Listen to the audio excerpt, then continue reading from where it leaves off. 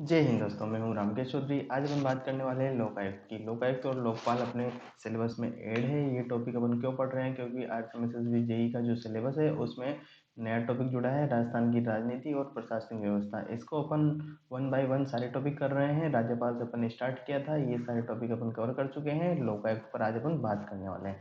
बाकी के बचे हुए टॉपिक अपन एक एक वीडियो में सारे कवर कर लेंगे। तो यहाँ पर ये 5वां लेक्चर है। चलिए शुरू करते हैं। क्या होता है लोकायुक्त जानते हैं। लोकायुक्त, इसमें वर्ड में बात करें अपन तो वर्ड में इसको एक शब्द है, अलग अलग कंट्री में इसको अलग अलग नामों से जाना जाता है। सबसे पहले बात करें, एक कॉमन नेम है अम्बुड्समैन।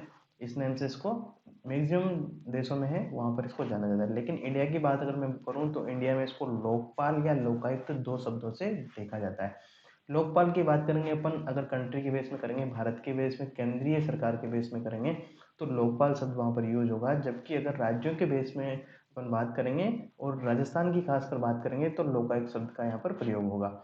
ये आया कहाँ से? सर्वप्रथम सबसे पहले बात करें अपन तो 1963 में, 1963 में एम एल सिंघवी हुए, डॉक्टर एम एल सिंघवी, जिन्होंने क्या किया, जिन्होंने ये शब्द लोकायुक्त या लोकपाल शब्द का सबसे पहले प्रयोग किया। मतलब रिप्रेजेंटेटिव, एक जनता का, हाँ, हेल्पर जिसको अपन बोल सकते हैं, या जनता का रिप्रेजेंटेटिव अपन जिसको बोल सकते हैं। तो यहाँ पर क्या है, इसका एक जो कहाँ से आया है, जनरली देखा जाए तो संस्कृत के दो शब्द हैं, लोक और पाला। लोक का अर्थ होता है लोगों से, पाला का अर्थ होता है संरक्षक से। तो जिससे ये शब्द निकल के आया लोकपाल, मतलब लोगों का संरक्षक। अब यहाँ पर अपन बात करें तो इसको क्या है, एम्बुड्समैन का एक रिप्रेजेंटेटिव या एजेंट के नाम पर इसका अर्थ जो है वो निकल के आता है। इसको रिप्रेजेंटेटिव या एजेंट बोला जाता है। इसका मेन क्या काम है? ये जो शब्द है, संस्था है, इसका क्या काम है? इसका काम है कि जनता को, अगर कोई भी अधिकारी हो गया, कोई भी संस्थान हो गया, या फिर कोई भी डिपार्टमेंट हो गया, अगर वो आम आदमी के अधिकारों का हनन कर रहा है, मतलब भ्रष्टाचार कर रहा है, किसी भी काम में देरी कर रहा है, या सही तरीके से काम नहीं कर रहा है, मंत्री तक भी, तो इसके, उनके विरुद्ध इसमें शिकायत की जा सकती है। ये इसका मेन काम हो गया। ये तो काम जान लिया अपन ने। अब देख लेते हैं कि किस देश में इसको किस नाम से जाना जाता है। देशों का जानना भी थोड़ा सा जरूरी है। हाँ, ब्रिटेन, डेनमार्क और न्यूजीलैंड की अगर मैं बात करूँ तो वहाँ पर इसको बोला जाता है पार्लियामेंट्री कमिश्नर्स। ब्रिटेन, डेनमार्क और न्यूजीलैंड, तीन देश हो गए, इनमें इसको बोला जाता है पार्लियामेंट्री कमिश्नर्स। और रूस में इसको बोला जाता है प्रोसिक्यूटर। रूस में क्या बोला जाता है इसको? प्रोसिक्यूटर। रूस वही जो अभी क्यू पर आक्रमण करके बैठा हुआ है। सर्वप्रथम 1970 में, अपन इंडिया की बात करें तो 1970 में जो उड़ीसा है उसमें लोकपाल का प्रावधान किया गया। उसके बाद में 1971 में अपने महाराष्ट्र में, और राजस्थान की बात अगर मैं करूं तो राजस्थान में 1973 में लोकपाल का गठन किया गया है, लोकपाल पद का बिल लाया गया। यहाँ पर एक और ध्यान देने वाली बात है कि सबसे पहले करने वाला जो है उड़ीसा है 1970 में, और उड़ीसा ने अभी एक लोकपाल बिल भी पारित किया है सन 2014 में। ये दोनों बातें याद रखनी है अपन को। यहाँ से एक और चीज है, वो क्या है कि जो लोकपाल है, जो राजस्थान में 1973 में आया, इससे पहले भी क्या कोई संस्था थी क्या जो कि जनता के हितों में काम करती हो? जी हाँ। तो इससे पहले भी एक संस्था थी जिसे कहा जाता था कि जन अभियोग निराकरण विभाग के नाम से जिसे जाना जाता था, लेकिन ये संविधान में नहीं थी, संवैधानिक पद नहीं था। ये मात्र एक संस्था थी जो कि बनाई गई थी जनता के समाधानों को या समस्याओं का निराकरण करने के लिए। अब अपन बात कर लेते हैं आगे। तो यहाँ पर देखिए, आगे देखते हैं आगे क्या सीन है।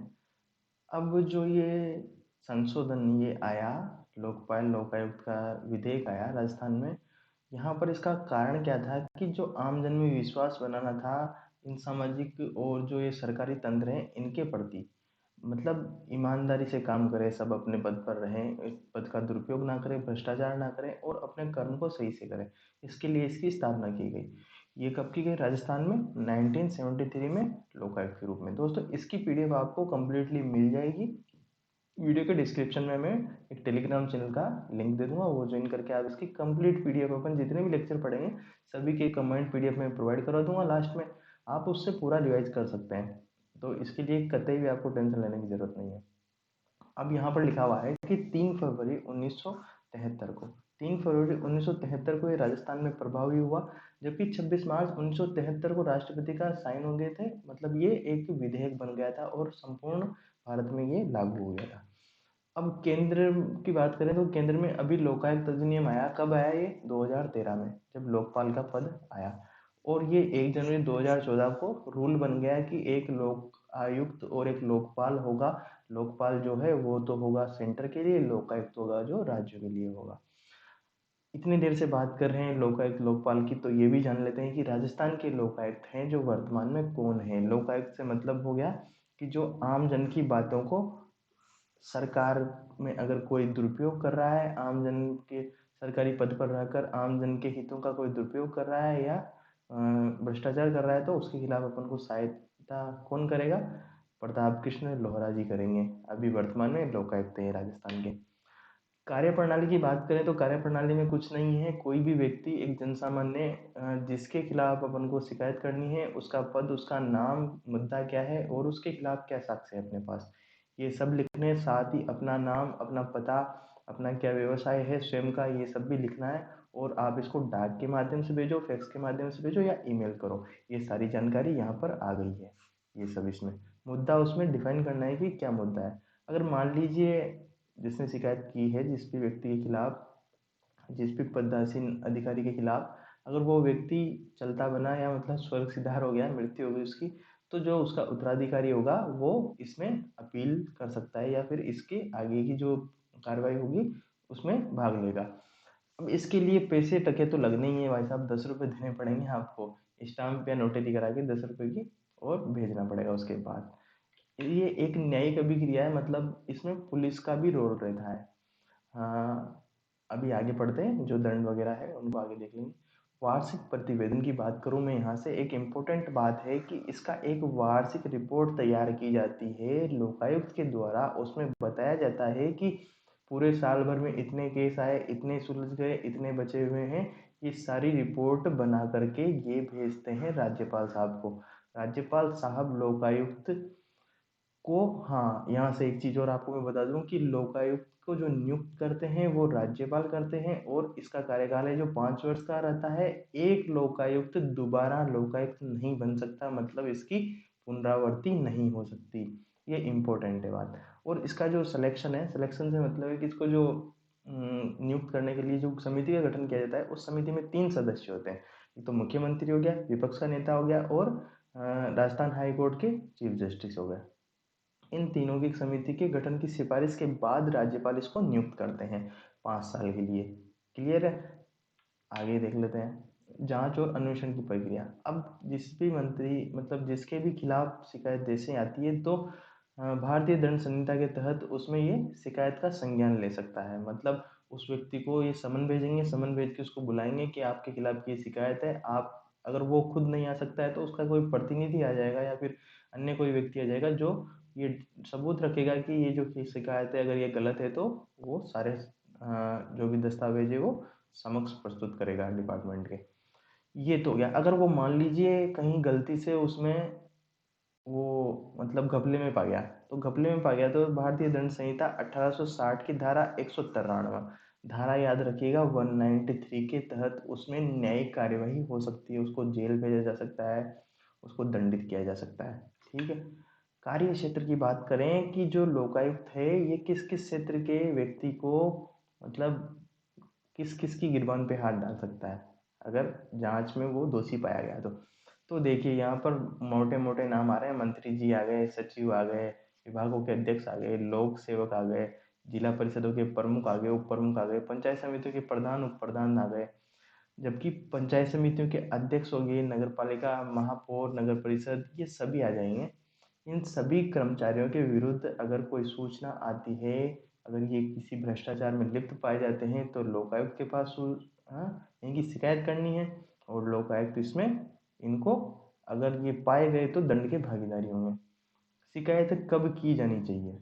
ये कब की जानी चाहिए? जब लोक सेवकों द्वारा किसी अनुचित या कठिनाई पहुंचाने पर अपने अवैध रूप से लाभ प्राप्त कर रहे हो, मतलब अपने पद का दुरुपयोग कर रहे हो, भ्रष्टाचार कर रहे हो, तो उस केस में शिकायत कर सकते हैं। एक और इम्पोर्टेंट यहाँ से बात जानने की है कि ये जो शिकायत है, कोई भी शिकायत अगर 5 वर्ष से पुराना कोई मामला हो गया तो उसकी सुनवाई लोकायुक्त नहीं करता है। 5 वर्ष से अंदर का कोई मामला है तो उसी की शिकायत यहाँ पर की जा सकती है। ठीक है। अब अपन ने देख लिया कि इनकी तो शिकायत कर सकते हैं, लेकिन ऐसे भी कुछ गिने चुने पद हैं या गिने चुने नाम हैं जिनके खिलाफ इसमें शिकायत नहीं की जा सकती। जैसे मुख्यमंत्री साहब की शिकायत कहाँ कर सकते हो साहब, नहीं कर सकते। ऐसे ही राजस्थान का महालेखाकार है तो उसकी भी शिकायत नहीं की जा सकती, कुछ भी कर लो तुम। आरपीएससी में कितने ही घपले हो जाएं, कितने ही घोटाले हो जाएं, लेकिन उसके अध्यक्ष और सदस्यों की शिकायत नहीं की जा सकती, भले से वो पूरी की पूरी वैकेंसी भेज दें, उससे कोई मतलब नहीं है। मुख्य निर्वाचन आयुक्त हो गया, निर्वाचन आयुक्त हो गया, जो भी चुनाव करवाते हैं निर्वाचन आयुक्त, उनके खिलाफ शिकायत नहीं हो सकती।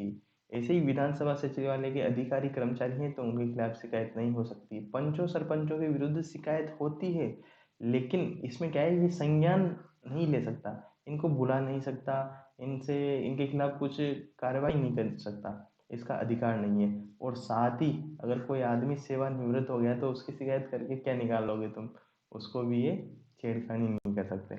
ये तो हुई बात।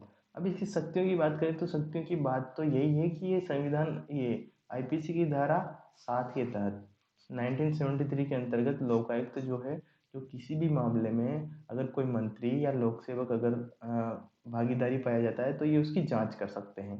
ये इनकी शक्ति के अंतर्गत आता है। साथ ही में क्या है, हाँ, भ्रष्टाचार ये सब अपन डिस्कस कर चुके हैं, ये सारे नियम ऑलरेडी आ चुके हैं। तो चलिए इंपॉर्टेंट पॉइंट है जिसको जान लेते हैं कि जो पहले लोकायुक्त थे वो कौन है। राजस्थान के पहले लोकायुक्त थे आईडी दुआ।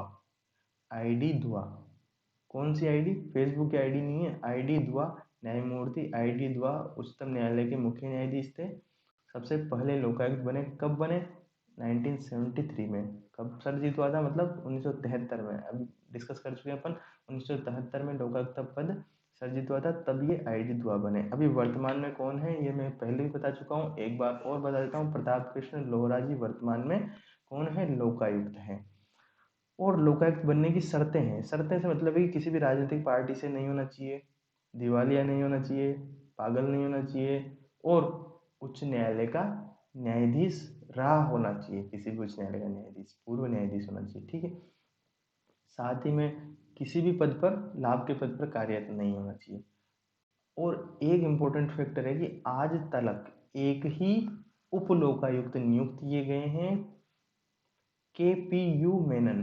केपीयू मेनन एक ही उप लोकायुक्त नियुक्त किए गए हैं। तो ये भी इम्पोर्टेंट है क्योंकि एक ही बने हैं जब इसे पद सर्जित हुआ है, तो ये भी याद रखने योग्य बात है। तो दोस्तों इतना सा ये इम्पोर्टेंट था लोकायुक्त के बारे में, जो कि अपने क्वेश्चन बनेगा इसी से बन जाएगा। मिलते हैं नेक्स्ट वीडियो में। अगर वीडियो आपको पसंद आया हो तो चैनल को सब्सक्राइब कर लें और अपने दोस्तों के साथ शेयर करें, लाइक कमेंट करके जरूर बताना। मिलते हैं नेक्स्ट वीडियो में, आज के लिए इतना ही। जय हिंद।